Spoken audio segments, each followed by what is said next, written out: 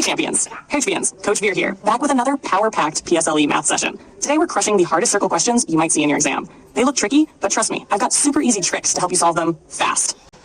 By the end of this video, you'll find shaded areas like a pro. Nail arc length and perimeter in seconds. Smash challenging word problems with confidence. Grab your notebook, focus up, and let's go. This video, we will talk about circle chapter questions related to formulas of circumference of a circle. Let's read the question, which says Antonio and Bernardo were racing from point A to point B via different routes but at the same speed. Antonio traversed from A to B via following this route of a big semicircle. Okay, and Bernardo is following the small semicircles, like going from this place to this place. I am not drawing it properly, but it is going like this. So now they are asking who would be the winner. So as we can see, their speed is same. So speed of A and speed of B is same. A and B I am referring as Antonio and Bernardo.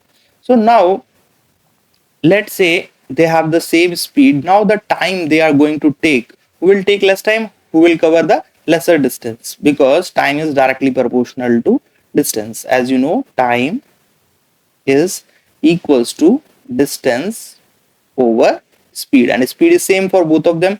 So you can say it depends on the distance. So for the first one, if the bigger semicircle has a radius of, let's say, capital R, so how much distance the Antonio is going to cover? That's the distance covered by A is actually the circumference of this semicircle, which is pi times r. How? You know, 2 pi r is for the circle, so divided by 2 is just pi r. So that is the distance covered by the Antonio. Now for the Bernardo, he is covering two semicircles. So let's say this semicircle is having the r1 and this semicircle is having the r2. Now the distance covered by the B is pi r1 plus pi r2. As you know, he has to cover the both semicircle. Now you know pi is common in both of them, so we are left with r1 plus r2. Now here comes the trick. As you know, this r can be from this side to this side is r1, this side is again r1, this side is again r2, and this side is again r2. But if you see from here, this side is r and this side is also r. So 2r is basically equals to 2 times of r1 plus r2. So basically r is equals to r1 plus r2. So if we substitute r in this, what do we get? Pi r.